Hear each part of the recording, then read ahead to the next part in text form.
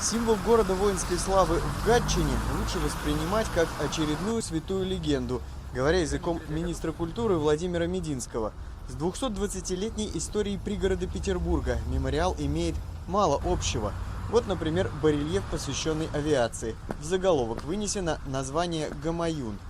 Гамаюн – это частная школа, которая не имела отношения ни к офицерской воздухоплавательной школе, ни к Гатчинской авиационной школе. А там под этой вывеской Гамаюна как раз начальник школы, полковник Ульянин, генерал Каванька, начальник офицерской воздухоплавательной школы. Вот что они там делают, да, какой-то парашютист. Парашюты действительно только изобрели в начале 20 века. Истребители Первой мировой войны летали без них.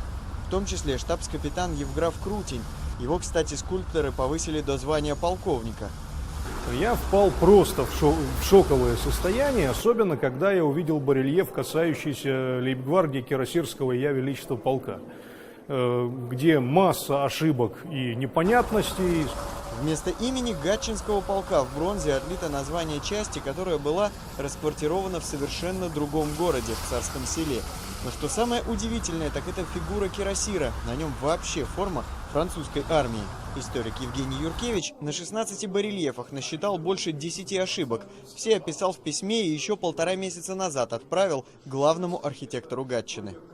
Я отправил письмо на бланке общества ревнителей памяти лейб-гвардии Кирасирского Я Величества полка, которое я имею честь возглавлять. Я указал там, большую часть ошибок, по крайней мере, касающихся всех барельефов. Ответа на мои письма до сих пор так и нет.